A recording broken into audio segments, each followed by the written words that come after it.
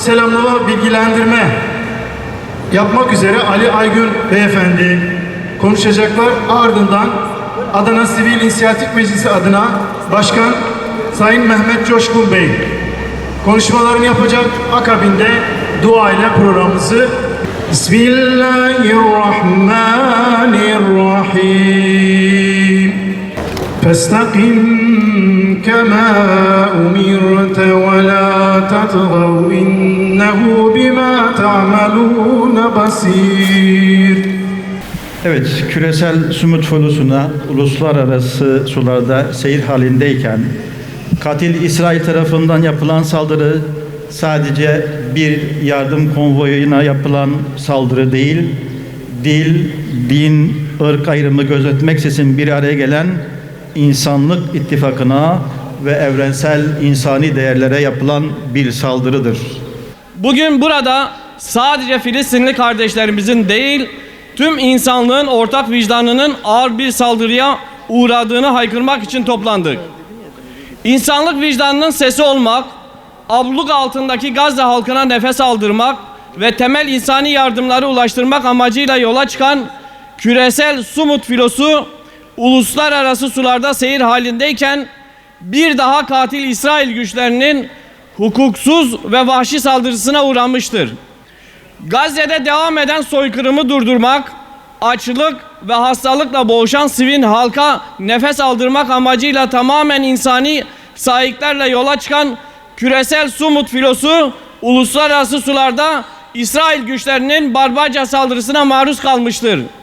Bu saldırı sadece gemilere değil, insanlık ittifakına, uluslararası hukuka ve vicdan sahibi her bir bireye yapılmıştır. İsrail sınır tanımayan hukuksuzluğunu bir kez daha tescillemiştir. Bu saldırı sadece bir yardım konvoyuna değil, dil, din, ırk ayrımı gözetmeksizin bir araya gelen insanlık ittifakına ve evrensel insani değerlere yapılmıştır. Uluslararası hukuku hiçbir şekilde tanımayan İsrail, açık denizlerde sivil bir oluşumu hedef alarak devlet terörü işlediğini bir kez daha tüm dünyaya ilan etmiştir. Kendi topraklarında hapsedilen milyonlarca insana yardım ulaştırılmasını engellemek, silahsız gönüllülerin üzerine ateş açmak bir savunma refleksi değil, planlı bir terör eylemidir. İsrail bu saldırısıyla tüm dünyaya şu mesajı vermeye çalışmaktadır.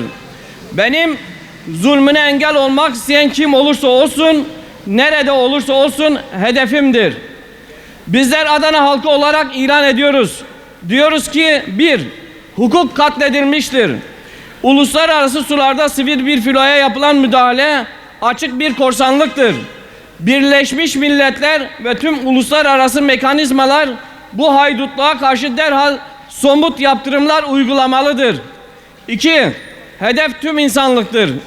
Gazze'ye giden yardım yollarını kanla kesmeye çalışmak sadece Filistin halkına değil, adaleti ve barışı savunan tüm insanlığı cezalandırma girişimidir. 3. Sessizlik suçtur. Bu barbarlığa sessiz kalan her kurum ve devlet, İsrail'in işlediği savaş suçlarına ortaktır. Vicdan sahibi halklar bu zulmü durdurana dek meydanları terk etmeyecektir. 4. Sumut direniş ruhu engel tanımaz. Küresel Sumut Filosu'nun taşıdığı mesaj atılan bombalardan daha güçlüdür. İyilik ve adalet yürüyüşü hiçbir barikatla durdurulamaz. Çağrımızdır. Tüm dünyayı İsrail'in bu şımarık ve vahşi tutumuna karşı insanlık ittifakı bayrağı altında birleşmeye davet ediyoruz. Gazze'de abluka kalkana, insani yardımlar özgürce ulaşana ve Filistin halkı tam bağımsızlığına kavuşuna dek sesimizi yükseltmeye devam edeceğiz. Küresel Sumut Filosu'nda bulunan aktivistlerin can güvenliğinden tamamen İsrail yönetimi sorumludur.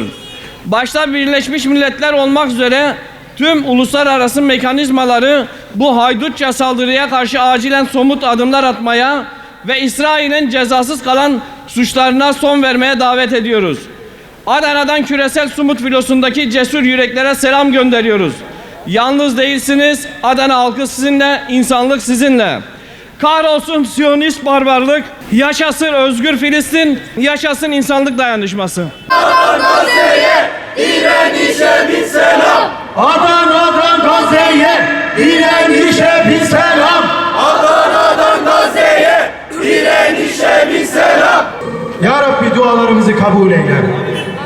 Ya Rabbi, mazlum, Gazze'li, Filistinli kardeşlerimizin ahını, yardım çağrılarını, haykırışlarını ve direnişlerini işitiyoruz. Ve tüm dünya ile birlikte görüyoruz.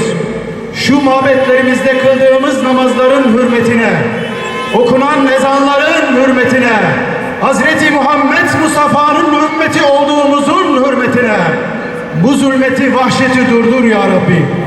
Bu zulme sessiz kalan dünyanın tüm liderlerine, halklarına basiret ver ya Rabbi.